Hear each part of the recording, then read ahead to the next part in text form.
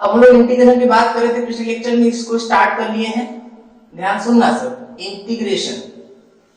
भाई अगर हम लोग इंटीग्रेशन पे फोकस करें तो पिछले टर्म पे हम लोग 4 फॉर्मूले पढ़ लिए थे, हम उसको लिख देते हैं। पहला फॉर्मूला हम लोग पढ़े थे कि cos x dx अगर लिखा हुआ है तो इसका इंटीग्रेशन आता है sin x प्लस कोई कांस्टेंट। ये हम बताए थे कि कोई कांस्टेंट 0 हो सकता है, ये वाला पॉजिटिव हो सकता है, नेगेटिव हो सकता है। कांस्टेंट तब आता है जब इनडेफिनेट इंटीग्रेशन हो, ठीक है। आज इसको बात में हम लोग क्लियर कर देंगे इसको अच्छे से। सेकंड आते हैं, अगर मान लो लिखा हुआ x to the power n dx तो इसका इंटीग्रेशन आता है x to the power n plus 1 upon n plus 1 plus कोई कांस्टेंट। थर्ड हम लोग फॉर्मूला पढ़े थे, integration of x to the power minus 1 लिखा हो या 1 बाई x लिखा हो तो इसकी वैल्यू कितनी आई थी, ln x प्लस कोई कांस्टेंट। तो इसीलिए हम तुमको ये फॉर्मूला लिखते हुए बता दिए थे कि जो ये फॉर्मूला है इसमें n की वैल्यू -1 नहीं रख सकते हैं, n की वैल्यू -1 नहीं रख सकते हैं। क्यों? क्योंकि -1 रखने पर तो वो ln x आता है, ठीक है। तो ये 3 हम लोग कर लिए थे। एक और फॉर्मूले में हम लोग बात कर लिए थे integration of e to the power x dx, और इसका इंटीग्रेशन तो यही आ गया था, ठीक है। e to the power x ही आया था। अगर तुम्हारे को हम बताए थे कि e to the power x एक ऐसा फंक्शन है जिसका डिफरेंशिएशन भी यही आता है और इंटीग्रेशन भी यही आता है, ठीक है। तो ये इस तरीके था। चलो अब देखो एक्चुअली में क्या है ना कि हम लोग और बहुत सारे फॉर्मूले पढ़ने हैं। जैसे हम एक और तुमको सिखा दे रहे हैं। कई बार हम लोगों से ये पूछा जाएगा इंटीग्रेशन ऑफ dx या इंटीग्रेशन ऑफ, देखो dx को हम लोग क्या लिख सकते हैं, 1 into dx लिख सकते हैं कि नहीं, क्योंकि वापस तो वही आ जाएगा। अच्छा 1 को हम लोग क्या लिख सकते हैं, x to the power 0 dx लिख सकते हैं। बोले सर सही बात है। अब x to the power 0 dx हुआ तो ध्यान दो, तो हम लोग ये फॉर्मूला इस पे लगा सकते हैं, ये वाला। n की जगह कितना है, 0, n की जगह 0 रखो तो देखो क्या आएगा, x to the power 0 plus 1 मतलब 1, तो x to the power 1 upon 0 plus 1 मतलब 1 प्लस एक कोई कांस्टेंट। तो ये वैल्यू कितना आ गया, ये आ जाएगा x प्लस c। यहां तक बात क्लियर हो रही है क्या? तो ये इस तरीके से आ गया, ठीक है। तो हम लोगों को मिल गया क्या, इंटीग्रेशन ऑफ dx की वैल्यू। तो ख्याल रखना है क्या फॉर्मूला मिला कि अगर कभी भी dx को इंटीग्रेट करना होगा तो क्या आ जाएगा, x आ जाएगा प्लस समथिंग कोई कांस्टेंट आ जाएगा। तो हम लोग का फिफ्थ फॉर्मूला बन गया, ठीक है। अच्छा क्या और भी फॉर्मूले होते हैं? बहुत सारे फॉर्मूले हैं। जैसे डिफरेंशिएशन है, हम लोग को बताया क्या थे कि कभी भी इंटीग्रेशन पाना होगा तो उसको डिफरेंशिएशन हम लोग ला सकते हैं, क्योंकि हम लोग इन सबको डिफरेंशिएशन से ही लेके आए थे। तो तुम्हें ख्याल रखना है कि ऐसे और बहुत सारे फॉर्मूले हो सकते हैं, उनको हम लोग डिफरेंशिएशन ला सकते हैं। तो हम लोग के लिए वो जरूरी नहीं है। हम लोग के लिए क्या जरूरी है, हम लोग के लिए फॉर्मूला जरूरी है। अब उनको कुछ बेसिक जो बहुत जरूरी होता है उनको तुमको डिफरेंशिएशन से ले आए। बाकी फॉर्मूले क्या करने, तुमको कॉपी में लिख लेना अच्छे से, और जहां पढ़ते हैं ना वहां उसको अच्छे से कहीं पे भी दीवार पे या कुछ भी जगह पे लिखो, उसको चिपका लेना, ताकि बार बार देखते रहो तो धीरे धीरे वो समय के साथ क्या हो जाएगा, ठीक है। तो अब हम तुमको डिस्प्ले पे दिखाते हैं कुछ फॉर्मूले, उन सारे फॉर्मूले को तुम कॉपी में अच्छे से नोट कर लेना, ठीक है।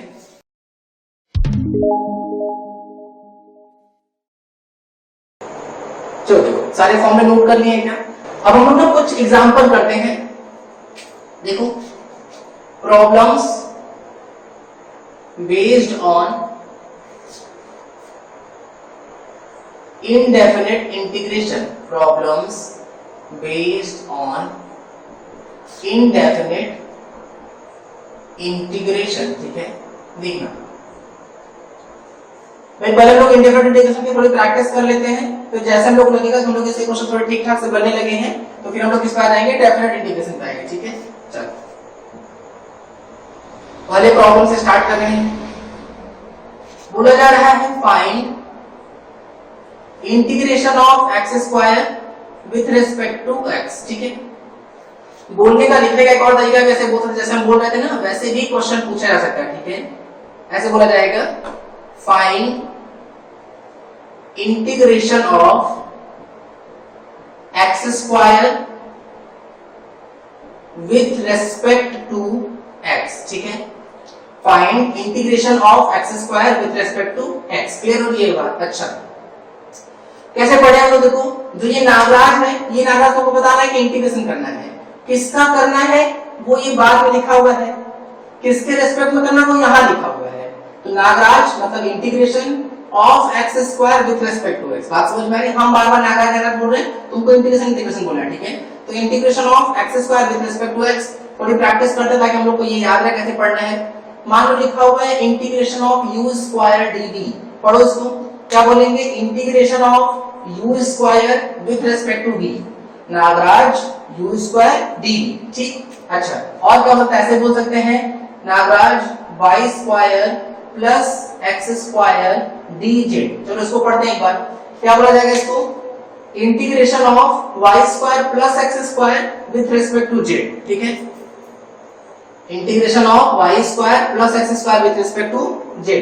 और भी कुछ पढ़ सकते हैं, जैसे मान लो बोला गया है integration of 1/x square dz, इसको पढ़ते हैं integration of 1/x square with respect to z। Clear होगी कहानी? तो इस तरीके से हम लोग पढ़ते हैं, ठीक है? अब बार बार ये लिखना लेंथी होगा, इसलिए हम ऐसे ही फॉर्म में लिखेंगे, ठीक है? अब तुम्हें क्या करना है, तुम ध्यान रखो, अगर हो सकता है कि हम आगे किसी क्वेश्चन में भूल जाए तो तुम वीडियो रोक के ना क्वेश्चन पहले ट्राई करते रहना बार बार, ठीक है? तो चलो ऐसा करो, पहले वीडियो रोक लो और 1 मिनट में इस क्वेश्चन को ट्राई कर लो। ट्राई करने के बाद सुनना भाई, आप लोग को ये फॉर्मूला है, अब हम लोग को इसका वैल्यू पता लगाना है, ये तो हटा दे रहे हैं। अब इसे फोकस करते हैं। ऐसा हम लोग पास फॉर्मूला है, क्या बोले? हाँ है सर, कि अगर हम लोग को बोला गया है कि x to the power n dx, इसको इंटीग्रेट करना है, तो इसका इंटीग्रेशन क्या आया था? इसका इंटीग्रेशन आया था x to the power n+1 upon n+1 plus something कोई कांस्टेंट था। बोले सर सही बात है। अब तुम ध्यान दो, अगर तो देखो ये जो वैल्यू है, ये n की जगह अब यहाँ पे 2 दिख रहा है कि नहीं? तो अगर लोग इंटीग्रेट करेंगे तो 2+1 अपॉन 2+1 प्लस किया जाएगा, तो यहाँ पे कितना आ जाएगा? x to the power 3 upon 3 plus something कोई कांस्टेंट आ जाएगा। यहाँ तक की बात करें देखो, ये हम लोग को क्या आ जाएगा? इंटीग्रेशन करना रहेगा किसका? x स्क्वायर का।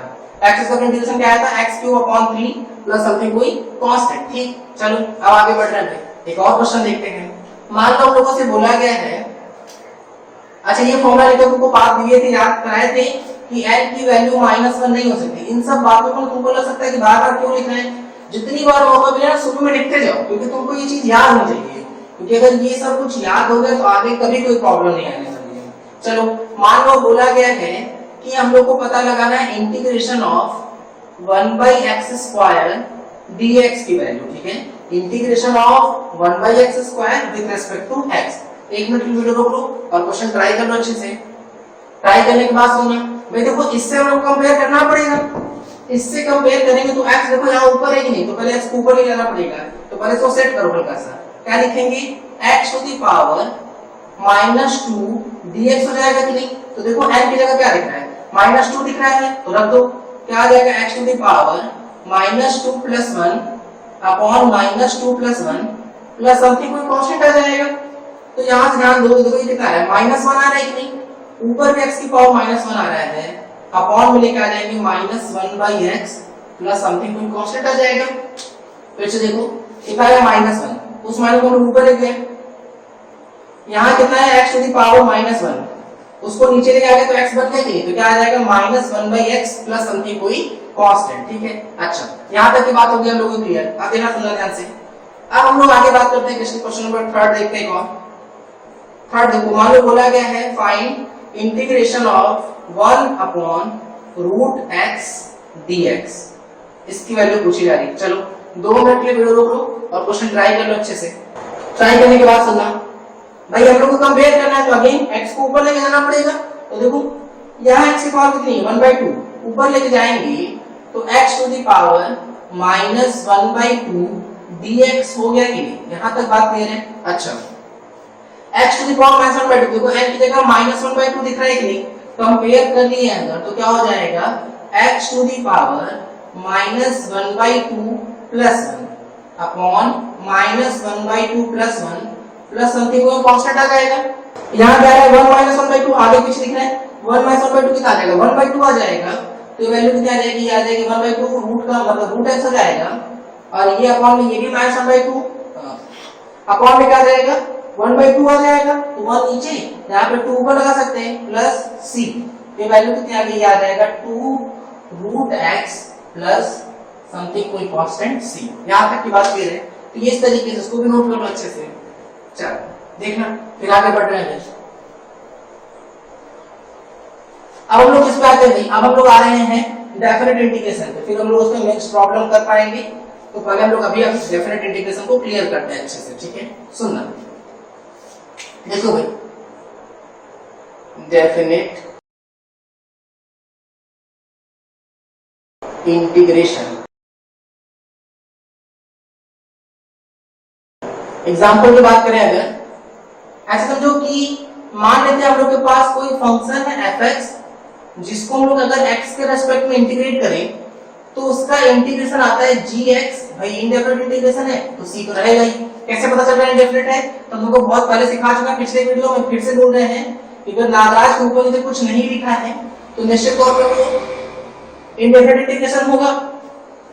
तो ये आ गया। अच्छा, इसकी एग्जांपल की बात करें, कैसे समझ में आ रहा है, ये कैसे हो रहा है। देखो, जैसे मान लो तुमसे बोले कि हमको इंटीग्रेशन करना है cos x dx का, तो cos x का इंटीग्रेशन x के रेस्पेक्ट में आया कितना है, वो आएगा sin x प्लस समथिंग, कोई कांस्टेंट आएगा कि नहीं। तो देखो कोई fx है जिसका हम लोग x के रेस्पेक्ट में इंटीग्रेट किया, देखो कोई gx आ गया। देखो cos x का इंटीग्रेशन x के रेस्पेक्ट में, देखो sin x आ गया, ठीक है। अच्छा, तो अगर हम लोग इसको इनडेफिनेट इंटीग्रेशन के फॉर्म में लिखे, इन डेफिनेट इंटीग्रेशन के फॉर्म में लिख रहे हैं, डेफिनेट इंटीग्रेशन, तो कैसे पता चलेगा कि डेफिनेट इंटीग्रेशन एकदम सिंपल तरीका है कि भाई नागराज के ऊपर नीचे कुछ लिखा हुआ होगा। अब देखो fx x के रेस्पेक्ट में इंटीग्रेट कर ही रहे थे, तो जो ये नागराज है ना, इसके ऊपर नीचे कुछ लिखा रहेगा a, और ये क्या लिखा रहेगा b ऐसे, ठीक है। तो जो ये a है ना, इसका कुछ नाम है, क्या नाम है बताओ, इसको हम लोग बोलते हैं लोअर लिमिट, ठीक है। जो ये b है ना, इसको हम लोग बोलते हैं अपर लिमिट, ठीक। फिर समझो, जो ये नीचे लिखा हुआ उसको हम लोग क्या बोलते हैं, लोअर लिमिट। जो ये b उसको हम लोग क्या बोलते हैं, अपर लिमिट। तो पहले कैसे करेंगे इसको, तो बोले जो तुमको पता है ना वो लिख लो। क्या, पहले हम जो इनडेफिनेट इंटीग्रेशन करके पाते हैं पहले वो लिख लो। तो इसका इनडेफिनेट इंटीग्रेशन कर लो, कितना आएगा, gx प्लस c। ये तो तुमको हर बार करना ही करना है। डेफिनेट इंटीग्रेशन में ना एक स्टेप और बढ़ जाएगा, क्या, जो नीचे उसको नीचे लिख लो, जो ऊपर उसको ऊपर लिख लो। अब ये जो ऊपर वाली वैल्यू है ना, उसको वेरिएबल में पुट करना शुरू कर देते हैं। वेरिएबल कौन है, वेरिएबल वो होता है जो डी के साथ होता है, याद रखो, वेरिएबल वो है जो डी के साथ होता है, या वेरिएबल वो है जिसके रिस्पेक्ट में इंटीग्रेट कर रहे हैं, ठीक है। तो ध्यान देते हैं भाई, किसके रिस्पेक्ट में इंटीग्रेट किए हैं, एक्स के रिस्पेक्ट में, तो एक्स की जगह एक बार बी रखो, पहले अपर लिमिट रखो, तो क्या आ जाएगा, जी बी प्लस जो कांस्टेंट है बेचारा वैसे चलता रहेगा, जीबी प्लस सी, देखो अपर लिमिट रख दिए, फिर माइनस लगा लो। अब ना उसी वेरिएबल की जगह एक बार लोअर लिमिट रख दो, तो क्या आ जाएगा, जी ए प्लस सी आएगा, ठीक है। अब इस माइनस का मल्टीप्लाई कर लो, तो देखो माइनस जी ए माइनस सी प्लस सी माइनस सी उड़ जाएगा, तो बचा कितना, जी बी माइनस जी ए बचा कि नहीं। तो तुम ध्यान दो, सोचो अगर इस ए बी की जगह कुछ भी एक्स वाई जेड होता, E F G H I जे के एल एम कुछ भी रखते हैं लोग, तो देखो यहाँ पे जो भी ऊपर होता है एच होता तो एच आ जाता, यहाँ तो बी है, एच लग रहा है, क्या ये बी है भाई, तो जी एच प्लस सी हो जाता, माइनस आई होता तो यहाँ पे क्या रहता, जी आई प्लस सी हो जाता। तो यहाँ पे लिखेंगे जी आई प्लस सी, तो तुम देखो माइनस से मल्टीप्लाई करते तो सी का गेन कट जाता कि नहीं। क्या हम कहना चाह रहे हैं कि हम ये ऊपर और नीचे की जो, अगर ये अपर लिमिट और लोअर लिमिट को चाहे भले कुछ भी चेंज कर ले, ये सी हर बार कटेगा कि नहीं। जब सी हर बार कट जाएगा तो तुम ध्यान दो, डेफिनेट इंटीग्रेशन के केस में देखो कभी भी कांस्टेंट बचेगा नहीं, ठीक है। अभी हम लोग 2-3-4 एग्जांपल करेंगे, उसमें तुमको समझ में आ जाएगा खुद ही कि सी कभी नहीं बचने वाला है, ठीक है। अच्छा, तो इसका ये कहां से आया है, तो ये इंटीग्रेशन है किसका, fx का, किसके रेस्पेक्ट में, x के रेस्पेक्ट में, कहां से कहां तक, तो a से b तक। यहां तक की बात क्लियर हो रही है, तो ये इस तरीके से, ठीक है। अभी कुछ एग्जांपल देंगे ना, तो उसके बेसिस हम लोग का एकदम अच्छे से क्लियर हो जाएगा। तो चलो अब हम लोग कुछ एग्जांपल करते हैं, कुछ प्रॉब्लम्स करते हैं, किस पर बेस्ड, डेफिनेट इंटीग्रेशन पे बेस्ड देखते हैं, ठीक है। देखो सर,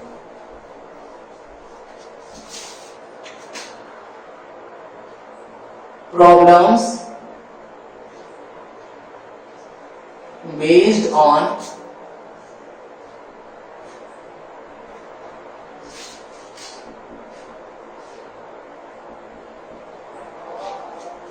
डेफिनेट इंटीग्रेशन, ठीक है। अब हम लोग कुछ प्रॉब्लम करते हैं किस पर, डेफिनेट इंटीग्रेशन पे बेस्ड। देखो स्टार्ट कर रहे हैं, मान लो बोला गया है 4 नहीं, मान लो ऐसे बोला गया है integration of x cube dx, कहां से कहां तक, तो ये लिखा है मान लो लेट्स से 1 से 2 तक, ठीक है। Integration of x cube with respect to x from 1 to 2, ठीक है। तो पढ़ने का तरीका यही था, क्या फिर से बोल रहे हैं इसको, integration of x cube with respect to x from 1 to 2, ठीक है। फिर से पढ़ते, जैसे पिछली बार जो लिखे थे वो पढ़ लेते हैं एक बार, उसको मतलब भी fx dx a to b लिखा है, क्या पढ़ेंगे उसको बताओ, integration of fx with respect to x from a to b, तो जो ये from 1 to 2, from a to b, from c to d, from x to y, y to z कुछ भी लिखा रहेगा, तो ये वाला पोर्शन एक्स्ट्रा है, क्योंकि अगर इंडेफिनिट होता तो हम लोग यही तक पढ़ते कि नहीं, ठीक है। तो ये इस तरीके की बात है, क्लियर हो रही है कहानी। चलो अब ऐसा करो, 2 मिनट के वीडियो रोक लो और इसकी वैल्यू पहले फाइंड करो कि ये वैल्यू कितनी आ रही है, ठीक है। पहले वीडियो रोक इसको ट्राई कर लो। अब ट्राई करने के बाद सुनना भाई, हम लोग को पता है कि integration of x to the power n dx कितना होता है, जितनी बार मौका मिले फॉर्मूला लिखते रहो, क्योंकि हम लोग के लिए बहुत जरूरी फॉर्मूला है और ये याद तभी हो सकता है जब हम उसको बार बार शुरुआत में लिखते रहे, ठीक है। तो क्या है ये integration of x to the power n with respect to x, power बढ़ा देते हैं, बड़ी हुई पावर से डिवाइड कर देते हैं, बोलो सर सही बात है। तो चलो देखो, यहाँ n की जगह 3 दिख रहा है कि नहीं, तो क्या आ जाएगा, n एक बढ़ा दो तो 4 हो जाएगा, अपॉन एक बढ़ा हुआ तो कितना आ जाएगा 4, प्लस समथिंग कोई कांस्टेंट होगा, कहां से कहां तक, 1 से 2 तक, यहां तक की बात क्लियर है। चलो ध्यान देते हैं हम लोग। चलो भाई क्या करते हैं, पहले अपन लिमिट रखो, तो क्या लिखेंगे 2 to the power 4 upon 4 plus constant minus 1 to the power 4 upon 4 plus something कोई कांस्टेंट, माइनस का मल्टीप्लाई करके दो सी कट जाएगा, 2 की पावर 4 कितना आ जाएगा 16 अपॉन 4 माइनस 1 की पावर 4 तो 1 ही हो गया, तो 1/4, देखो सी कैंसिल हो चुका है, 16 माइनस 1 कितना आ जाएगा 15 अपॉन 4। यहां तक की बात क्लियर है, तो इस तरीके से, ठीक है। चलो नोट करो इसको अच्छे से। अब सुनना, जैसे मान लो इसी क्वेश्चन में यहां पर अगर हम 3 कर देते हैं तो यहां पे 3 हो जाता, यहां पे क्या हो जाता 3 टू द पावर 4, यही आता क्या। तो यहां पे हम इसको करेंगे तो कितना आ जाता है, यहां पे ये बताओ, ये आ जाता 81/4 आता है, तुम ध्यान दो। तो ये c अभी भी कट जाता कि नहीं, और ये वैल्यू तब कितना आ जाता है, ये आ जाता 80/4 और इसको हम लोग कट कर लेते कितना आ जाता है 20। तो तुम ध्यान दो, ये अभी भी विदाउट कांस्टेंट आ रहा है कि नहीं, देखो कांस्टेंट c जो था वो तो अभी भी कट गया। वही तुमको सिखा रहा था कि डेफिनेट इंटीग्रेशन में जब नाना छोटे से कुछ लिखा होता है तो c हर बार कट जाएगा, हम चाहे a टू b को कुछ भी चेंज करते जाए, ठीक है। तो ये वैसी कहानी है, थोड़ा और एग्जांपल करते हैं, इससे चीजें और क्लियर होती चली जाएंगी धीरे धीरे, ध्यान देना। चलो मान लो बोला गया है find integration of √x³ with respect to x from 4 to 9, ये वैल्यू मान लो पूछी जा रही, ठीक है। ऐसा करो 3 मिनट के लिए वीडियो रोक लो और क्वेश्चन अच्छे से ट्राई कर लो, फिर हम ट्राई करने के बाद सुनना। देखो कैसे करेंगे भाई, हम लोग के पास जो फॉर्मूला है फिर लिख रहे हैं भाई, तुमको ऐसा लगता है कि बार बार एक ही चीज लिख रहे हैं, बिल्कुल तुम्हें भी ऐसे ही करना है। जब भी तुमको मौका मिले फॉर्मूला लिखने का, जहां भी मौका मिले वहां लिखते रहो, पढ़ते रहो, तब तक जब तक तुमको एकदम अच्छे से लर्न नहीं हो जा रहा है, ठीक है। तो भाई इंटीग्रेशन अगर x to the power n का है तो पावर बढ़ा देते हैं और बड़ी पावर से डिवाइड कर देते हैं, तो पहले इसको इसके फॉर्म में लिखना पड़ेगा। तो रूट को हटाओ, अगर हम रूट को हटाएं देखना क्या आ जाएगा, यहाँ पे 4 to 9 x to the power 3 तो था ही, और रूट का मतलब 3 पावर 1/2, तो 3 का मल्टीप्लाई करें तो 3/2 हो जाएगा, 3/2 फिर dx, मतलब x टू द पावर 3/2 का इंटीग्रेशन करना है किसके रिस्पेक्ट में, x के रिस्पेक्ट में। क्या इंटीग्रेशन था, तो बोले पावर बढ़ा देते हैं, पावर बढ़ा तो क्या आ जाएगा x to the power 3/2 + 1 whole upon 3/2 + 1 plus कोई कांस्टेंट। तुम्हें अगर ध्यान तुम्हें समझ में आ रहा हो सर जब कांस्टेंट कट जा रहा है तो बार लिख क्यों रहे, तो बिल्कुल लिखेंगे नहीं, कुछ 1-2 क्वेश्चन के बाद हम लोग इसको नहीं लिखेंगे, हम तुमको बस शुरुआत में ये सिखाना चाह रहे हैं कि देखो सी हर बार कटेगा, जैसे हम लोग को ये समझ में आ जाएगा वैसे भी सी को नहीं लिखेंगे, ठीक है। चलो इसको ध्यान देते हैं, अगर हम लोग इसके पावर में ऐड करें तो 2 3 2 5, तो ये कितना आ जाएगा x to the power 5/2 upon ये आ जाएगा 5/2, तो 2 हम लोग ऊपर बढ़ा देते हैं प्लस कोई कांस्टेंट, कहां से कहां तक बोले 4 to 9, ठीक है यहाँ तक। चलो अब देखना तो एक बार 2/5 ये कितना है, रख देते हैं 9। 9 का मतलब हम लोग उसको 3 का स्क्वायर कर सकते हैं कि नहीं, और उसके पावर कितना चल रहा है 5/2 प्लस c चल रहा है यहाँ पे, फिर माइनस। अब ध्यान दो, फिर रखते हैं हम लोग 2/5, x की जगह कितना 4 को हम लोग क्या लिख सकते हैं 2 स्क्वायर, और उसकी पावर कितना चल रहा है 5/2 प्लस c हो गया कि नहीं। तो तुम देखो माइनस का मल्टीप्लाई तो c कट जाएगा, यहाँ से ये 2 से 2 कैंसिल, इस 2 से ये 2 कैंसिल। देखो तो अगर इस पे ध्यान दे तो कितना आ जाएगा 2/5 हम लोग कॉमन ले लेते हैं, 3 की पावर 5 कितना जाएगा 243 माइनस 2/5 यहाँ से भी कॉमन, 2 की पावर 5 कितना हो जाएगा 32, ये वैल्यू कितना आ जाएगा 2/5। इसको माइनस अगर हम लोग कर ले तो आ जाएगा कितना 2 1 1, ये आ रहा है सही है, यहाँ तक 3 2 1 सही है। तो यहाँ अगर हम इसको मल्टीप्लाई कर ले क्या आ जाएगा 422/5, जो भी ये सॉल्व करने का आ रहा है, ठीक है। तो इस तरीके से है। तो तुम ध्यान दो, अगर हम लोग फिर इसको लिमिट को हम लोग चेंज कर रहे हैं तो अभी देखो ये वैल्यू और ये वैल्यू चेंज होगी, लेकिन ये c अभी भी हो रहा है तो c कट जाएगा। इसलिए तुमको सिखा रहे हैं कि अगर कभी भी डेफिनेट इंटीग्रेशन होगा तो हम लोग को c कट ही जाना है, लास्ट में कोई कांस्टेंट टाइप का नंबर मिलने वाला है, ठीक। चलो कुछ और बात करते हैं। अब हम लोग नेक्स्ट एक प्रॉब्लम करते हैं, हम लोग कुछ ट्रिग्नोमेट्री में प्रॉब्लम करते हैं ना, देखना। बोला गया है find integration of cos x with respect to x from 0 to π/2। π/2 यहाँ पे पाई जो है वो किसके इक्वल हो जाएगा 180 डिग्री, इसका मतलब जो π/2 है वो कितना आ जाएगा 90 डिग्री, ठीक है। इसमें हम लोग आगे जाके बात करने वाले हैं, अभी तो फिलहाल तुम इतना समझ लो इस तरीके से, ठीक। चलो भाई अच्छा तुम 2 मिनट की वीडियो रोक लो और क्वेश्चन ट्राई कर लो अच्छे से। चलो ट्राई कर लिए हैं क्या, देखो सुनो ध्यान से। भाई हम लोग किसकी बात करते हैं cos x का इंटीग्रेशन। cos x का इंटीग्रेशन क्या होता है sin x होता है, तो क्या आ जाएगा sin x प्लस समथिंग कोई कांस्टेंट, और फिर लोअर लिमिट और अपर लिमिट पुट करेंगे। तो देखो लोअर लिमिट कितना है 0, अपर लिमिट कितना है π/2। तो भाई पहले लोग अपर लिमिट रखते हैं वेरिएबल जगह पे, वेरिएबल कौन है जिसके रेस्पेक्ट में इंटीग्रेट किए, किसके रेस्पेक्ट में इंटीग्रेशन किए थे x के रेस्पेक्ट में। तो sin π/2, तो sin π/2 प्लस कांस्टेंट माइनस फिर lower limit sin 0 plus constant, minus का मल्टीप्लाई करेंगे minus sin 0 minus c cancel, तो sin π/2 की वैल्यू 1, sin 0 की वैल्यू 0 होती है, तो फिर कितना आ जाएगा 1 आ जाएगा। यहाँ तक की बात क्लियर है। चलो अब देखो आगे बढ़ रहे हैं हम लोग। देखो इस तरीके की बात हो गई हम लोग की, भाई एक आधा और करते हैं। अब मान लो सब लोग से पूछा गया है find integration of sin x with respect to x from 0 to π, ठीक है। चलो ऐसा करो 2 मिनट की वीडियो रोको और क्वेश्चन ट्राई कर लो अच्छे से। हम तुमको पहले ही बता चुके हैं भाई जो पाई है वो कितना है 180 डिग्री है, ठीक है। अगर तुमको नहीं पता तो हम बता देते हैं कि cos 180 या cos पाई की वैल्यू जो होती है वो कितनी होती है -1 होती है, ठीक है। तो ये सब देख के इसका यूज करना पड़ेगा अगर तुम आगे सही से जा रहे होगे तो इसको ट्राई कर लो अच्छे से। फिर ट्राई करने के बाद सुनना भाई sin x की अगर हम इंटीग्रेशन की बात करें तो sin x का इंटीग्रेशन जो होता है वो क्या होता है minus of cos x। c cut जाने वाला है इसलिए अब से हम लोग c डेफिनेट इंटीग्रेशन में नहीं लिखेंगे, ठीक है। कहां से कहां तक 0 से पाई तक, माइनस को बाहर भगा देते हैं पहले, क्या बचा अंदर cos x, कहां से कहां तक 0 से पाई तक। तो पहले अपर लिमिट क्या आ जाएगा cos pi minus lower limit cos 0। अब सुनो ध्यान से भाई cos पाई की वैल्यू कितना बता चुके हैं -1, cos 0 की वैल्यू 1, तो -1 -2 और एक माइनस वाले से वैल्यू कितनी आ जाएगी, ये वैल्यू आ जाएगी 2। क्लियर हो गई कहानी। तो ये यहाँ तक की बात है। तो देखो हम लोग कुछ प्रॉब्लम इसमें कर लिए डेफिनेट इंटीग्रेशन पे।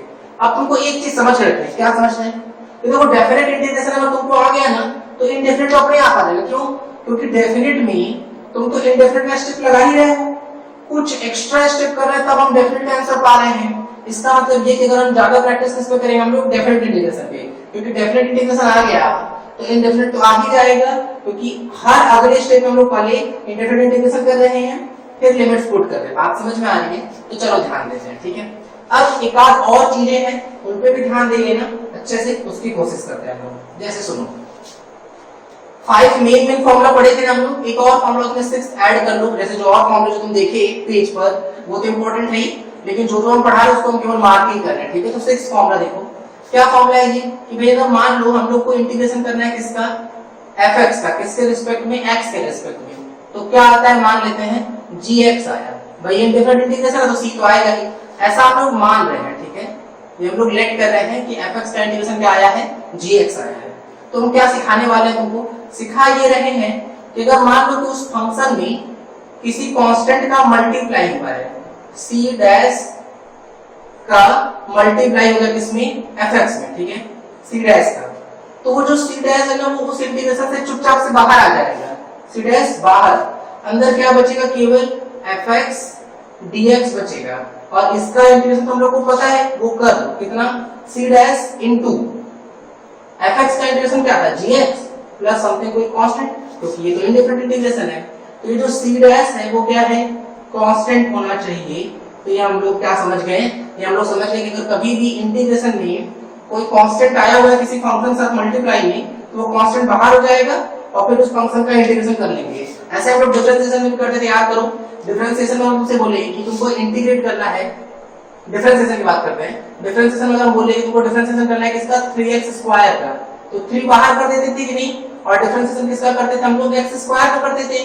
अब वैसी कहानी यहाँ पे भी चलेगी कि अगर किसी कांस्टेंट का मल्टीप्लाई हुआ रहेगा तो वो इंटीग्रेशन से बाहर चला जाएगा और अंदर वाले का अलग से हम लोग इंटीग्रेशन कर लेंगे। बात समझ में आ रही है? अच्छा, तो यहाँ ये तुमको ख्याल रखना है कि जहाँ पे जो c डैश है वो कांस्टेंट है, c dash equals to constant, ठीक। अच्छा, एक और फॉर्मूला लोग 7th भी यहाँ बना लेते हैं।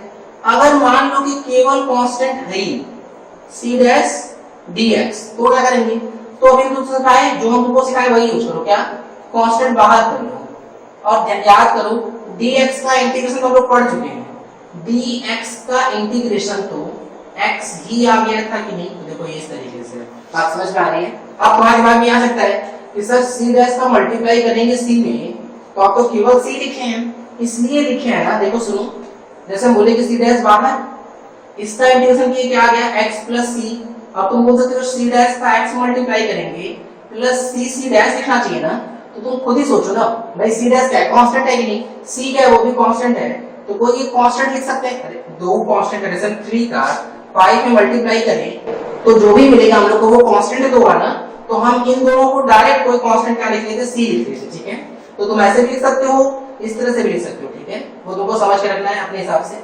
तो हम यहाँ पे कोई कांस्टेंट अपने हिसाब से लिख लें डायरेक्ट, तो हम ये c दोबारा न लिख के हम इस c डैश का डायरेक्ट x में मल्टीप्लाई किए और केवल एक कांस्टेंट रख ले, क्या, c, क्लियर। चलो यहाँ तक नोट कर लो अच्छे से, तुम ये c ना देख के कंफ्यूज मत हो, c लिख सकते हो, c dash, c double dash, कुछ भी लिख दो, वो कांस्टेंट लिखा हुआ छोड़ दो तो समझ में आ जाएगी बात, क्लियर है। मेन हम लोग को फोकस करना है कि भाई इंटीग्रेशन करते कैसे हैं। अब हम लोग को कुछ छोटे छोटे क्वेश्चन दे रहे हैं जिसके थ्रू ये जो 6 7 फॉर्मूला है ना वो ढंग से क्लियर हो जाएगा, ठीक। अब इसको हम लोग ने मिक्स प्रॉब्लम करके बनाएंगे, तो हम तुमको एक और चीज सिखा रहे हैं, addition and subtraction in integration. अगर मान लो एडिशन और सब्ट्रैक्शन है तब कैसे करेंगे, तो देखो सुनो, ऐसा लगता है याद होता है इस तरीके का हम लोग डिफरेंशिएशन में भी पढ़े थे, वहां पे क्या किए थे कि डिफरेंशिएशन सब पे अलग अलग ऑपरेट कर लिए थे, यहाँ पे भी सेम काम करना है। जैसे अगर तुमसे बोले कि मान लो इंटीग्रेशन करना है किसका, fx f1x plus minus f2x plus minus f3x, फिर ऐसे dot dot dot dot dot किसके रेस्पेक्ट में करना है, x के रेस्पेक्ट में, तो जो ये इंटीग्रेशन है ना वो सब पे अलग अलग लगा देंगे, क्या, integration of f1x with respect to x, plus है तो प्लस, माइनस है तो minus, integration of f2x with respect to x, फिर प्लस है तो प्लस, माइनस है तो माइनस, फिर integration of f3x with respect to x, फिर प्लस है तो प्लस या फिर माइनस है तो माइनस। यहाँ तक बात समझ में आ रही है और ये फर्दर इसी तरीके से चलता रहेगा, क्लियर। तो क्या ख्याल रखना है कि अगर प्लस माइनस है बीच में और इंटीग्रेशन करना है तो इंटीग्रेशन एक लीनियर ऑपरेटर जैसा सब में बढ़ जाएगा, मतलब f1x का अलग, फिर f2x का अलग, फिर f3x का अलग, और अगर प्लस प्लस प्लस है तो plus plus plus, minus minus minus है तो माइनस माइनस माइनस। यहाँ तक की बात क्लियर है। चलो अब ये जो चीजें हम पढ़े ना इन दोनों को, ये जो ये और जो पिछला जो कांस्टेंट वाला टर्म पढ़े ना, उस पर बेस्ड मिक्स प्रॉब्लम करते हैं ताकि हम लोग एकदम ढंग से चीजें क्लियर हो जाए। ठीक है, सुनना ध्यान से। Question, find integration of x square plus 3x dx। मान लो ये लिखा हुआ है। चलो 2 मिनट के वीडियो रोको और क्वेश्चन ट्राई कर लो अच्छे से। फिर अब ट्राई करने के बाद सुनना मैं क्या करेंगी, बोले इसका इंटीग्रेशन पूछ रहा है ना, तो क्या करो, इंटीग्रेशन सब पे अलग अलग लेना। तो क्या x square dx plus integration of 3x dx। अब देखो अगर हम इसकी बात करें तो देखो ये x to the power n वाला फॉर्मूला बन रहा है कि नहीं, तो क्या करते थे x to the power n plus 1 मतलब 2 प्लस 1 मतलब 3 अपॉन n प्लस 1 मतलब 3। ठीक है, ये हो गया। अब यहां ध्यान दो 3 कांस्टेंट है कि नहीं, तो कांस्टेंट को बाहर भगा दो, अंदर क्या बचा, integration of x dx plus something कोई कांस्टेंट जो इसकी वजह से आया है। इसकी वजह से भी नहीं आया, क्यों, क्योंकि अभी तो इंटीग्रेशन किया ही करा है। अच्छा, यहां पे क्या आ जाएगा x क्यूब अपॉन 3 प्लस 3। इसको ध्यान दो कुछ नहीं लिखा है मतलब पावर 1 मान सकते हैं, तो x to the power n मतलब n की वैल्यू 1, पावर बढ़ा दो तो x टू द पावर 2, बड़ी पावर से डिवाइड कर दो तो 2 डिवाइड में प्लस एक और कांस्टेंट आ जाएगा तो c plus c dash.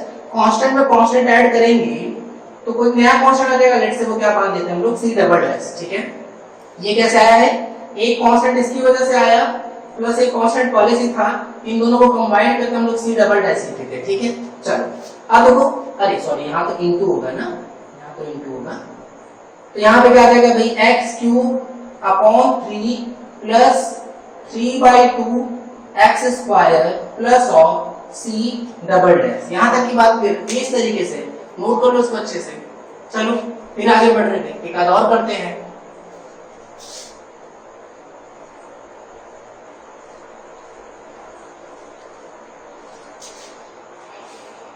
Find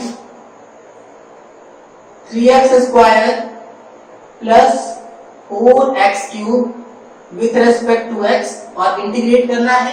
कहां से कहां तक करना है, 1 -1 से 1 तक करना है। ठीक है, चलो वीडियो रोक लो और 5 मिनट के पहले क्वेश्चन ट्राई कर लो अच्छे से। अब ट्राई करने के बाद सुनना भाई, पहले क्या करेंगे, तो बोले पहले तो इंटीग्रेशन सब पे अलग अलग लगा देते हैं, तो क्या आ जाएगा, integration of -1 to 1 3x square dx, फिर प्लस, फिर क्या आ जाएगा, integration of -1 to 1 4x cube dx। ठीक है, अच्छा अब तुम्हारे पास क्या सकते हैं कि सर पहले इंटीग्रेशन बाद में लिमिट पुट कर सकते हैं क्या, बोले दोनों कर सकते हैं। ठीक है, मतलब इस तरह से भी कर सकते हैं और पहले इंटीग्रेशन करके बाद में भी लिमिट पुट कर सकते हैं, तो दोनों से सेम आने वाला है। तो देखो इसको इंटीग्रेट करें तो कांस्टेंट टर्म क्या हो जाएगा बाहर, -1 से 1 x स्क्वायर dx। ठीक, फिर प्लस, फिर कांस्टेंट टर्म बाहर x क्यूब dx -1 से 1। ठीक, चलो 3x स्क्वायर का इंटीग्रेशन पावर बढ़ा देंगे, बड़ी पावर से डिवाइड कर देंगे,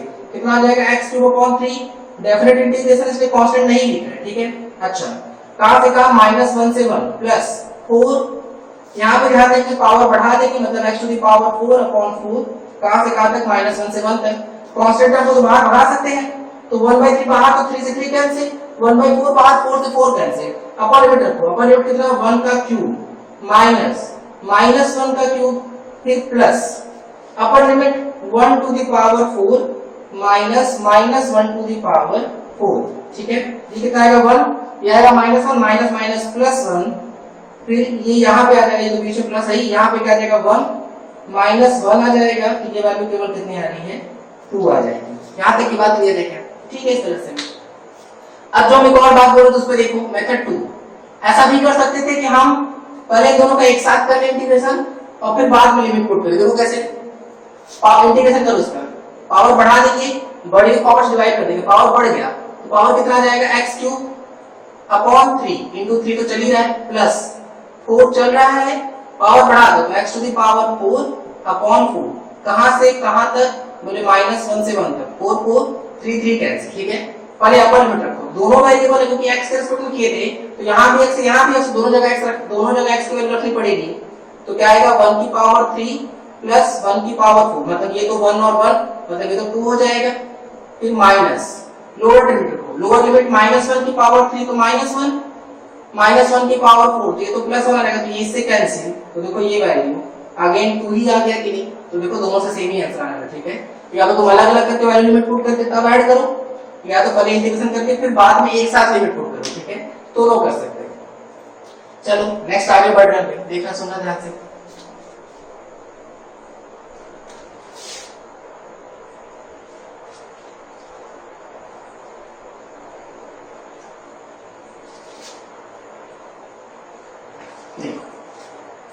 बोला गया है find cos x minus sin x with respect to x from 0 to π/2। चलो 5 मिनट के वीडियो रुको और क्वेश्चन ट्राई करो अच्छे से, फिर अब ट्राई करने के बाद सुनना। भाई क्या कर रहे हैं, cos x minus sin x को इंटीग्रेट करना है, किसके रिस्पेक्ट में, x के रिस्पेक्ट में, कहां से कहां तक, 0 से π/2 तक, ठीक है। करते हैं भाई, इंटीग्रेशन करेंगे पहले तो ऐसा कर सकते हो, या तो तुम इसको सेपरेट कर लो या तो एक साथ इंटीग्रेशन कर लो, ठीक है। तो पहले वो सेपरेट कर लेते हैं, कहां से कहां तक, 0 से π/2 तक, किसका, cos x का, cos x dx, फिर माइनस, फिर इंटीग्रेशन करते हैं किसका, sin x का, तो 0 से π/2 integration of sin x with respect to x। यहां तक की बात क्लियर है। चलो भाई cos x का इंटीग्रेशन ध्यान दो, cos x का इंटीग्रेशन क्या आ जाएगा, sin x, कहां से कहां तक, बोले 0 से π/2 तक, ठीक है। फिर माइनस sin x का इंटीग्रेशन माइनस cos x, तो माइनस cos x कहां से कहां तक, 0 से π/2 तक, ठीक। चलो upper limit sin π/2, sin π/2 1, sin 0 0, फिर माइनस, इस साइन को भी बाहर भगा दो तो प्लस हो जाएगा, cos π/2 की वैल्यू 0 माइनस cos 0 की वैल्यू 1, तो ये कितना आ रहा है, 1 माइनस 1 की वैल्यू कितनी आ जाएगी, 0। क्लियर हो रही है बात, तो इसको भी नोट कर लो अच्छे से।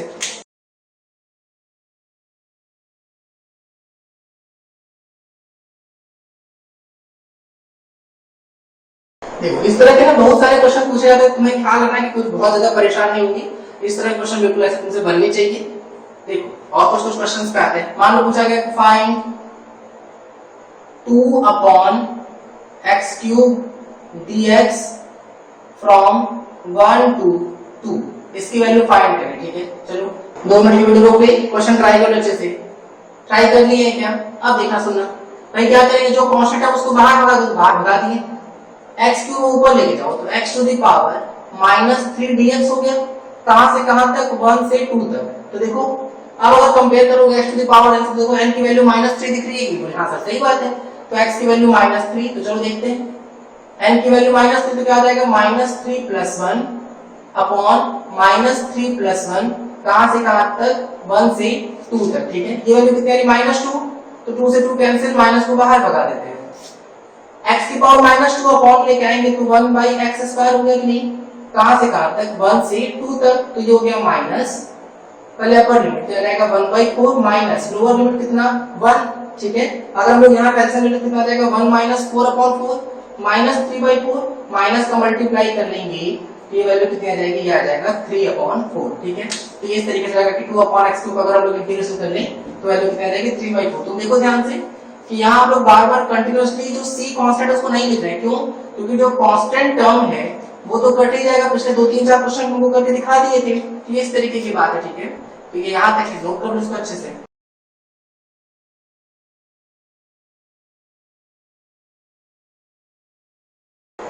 चलो अगला क्वेश्चन देखते हैं, मान लो बोला गया है कि फाइंड, वैल्यू पता लगानी हम लोगों को, find integration of 1 + x² whole upon x, ठीक है, dx, इसकी वैल्यू पता लगानी है 1 से 2 तक, ठीक है। चलो अब वीडियो रोक लो 5 मिनट के लिए, क्वेश्चन ट्राई करो अच्छे से। देखो जैसे तुमको ऐसा लगता है कि तो डिवीजन का फॉर्मूला है, तो डिवीजन हम लोग पढ़े ही नहीं है, ऐसा नहीं है। तो इसको क्या करो, जुगाड़ लगाओ। क्या जुगाड़ लगाएंगे कि इसको हम लोग दोनों में अलग अलग डिवाइड कर देते हैं। देखो क्या करेंगे कि इंटीग्रेशन ऑफ 1 से 2 तो सही है, 1/x इसके साथ अलग डिवाइड और प्लस x² अपॉन x, तो ये वैल्यू तो x हो जाएगा, ठीक है। तो ये तो x हो जाएगा, ये dx मतलब x के रेस्पेक्ट में इंटीग्रेशन करना ही है। अब फिर से वही बात कि क्या करो कि इंटीग्रेशन अलग अलग सेपरेट कर देंगे, क्या आ जाएगा, integration of 1 to 2 1/x dx plus integration of 1 to 2 x dx। यहां तक की बात क्लियर है क्या? अब तुम्हें याद हो तो उसको ऊपर लिख जाएंगे x टू द पावर -1, और इसके लिए हम लोग ये वाला फॉर्मूला नहीं लगा सकते, क्योंकि अगर तुम्हें याद हो तो हम सिखाए थे कि इस केस में केवल एक ही कंडीशन था कि n की वैल्यू -1 नहीं हो सकती है। क्यों? क्योंकि x टू द पावर -1 वाले का हमारे पास अलग से फॉर्मूला है।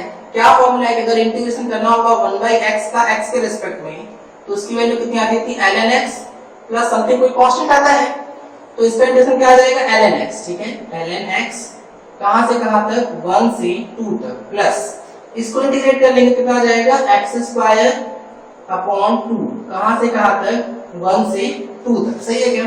Upper limit ln2 minus lower limit ln1 plus upper limit 2 का स्क्वायर 4/2 मतलब 2 माइनस लोअर लिमिट कितना है, 1/2। ठीक है, यहाँ तक ln1 की वैल्यू 0 होती है, नहीं याद है तो रटो इस चीज को। ठीक है, log 1 की वैल्यू 0 जाएगी, तो यहाँ पे क्या बचा, ln2 बच गया, ln2 2 2 जा 4 -1 कितना आ जाएगा यहाँ पे, ये 3/2। आप क्वेश्चन आ सकता है, तुमको हम बता चुके ये बात तो पहले ही, लेकिन अगर मान लो तुम्हें याद है तो तुम ध्यान दो। अगर हम कभी भी बात करें y equals to ln x के करेस्पॉन्डिंग इसका ग्राफ ड्रॉ करें, तो इसका ग्राफ कुछ ऐसे जाता है कि इस पॉइंट पे कट करता है तो 1,0 पर। तो देखो जब x की वैल्यू 1 है तो देखो y 0 आया कि नहीं, देखो x की वैल्यू 1 तो ln1 कितना आता है, 0 आता है, ln1 0, ln2 और प्लस ऑफ कितना आ जाएगा, 3/2। क्लियर होगी बात? तो यहाँ पे नोट कर लो, ये हम लोग क्या पढ़ रहे थे, अलजेब्रा ऑफ इंटीग्रेशन पढ़ रहे थे। अलजेब्रा ऑफ इंटीग्रेशन हम लोग क्या क्या देखेंगे, इंटीग्रेशन का एडिशन और सब्ट्रैक्शन देखेंगे। ठीक है, नेक्स्ट टाइम पे हम लोग मल्टीप्लिकेशन और डिवीजन देखेंगे। ठीक है, चलो बस कोई आता है। Thank you. वीडियो पसंद आया तो इस वीडियो को लाइक करें, हमारे चैनल फिजिक्स बिहाइंड एवरीथिंग को सब्सक्राइब करें और इस चैनल को सभी के साथ शेयर करें।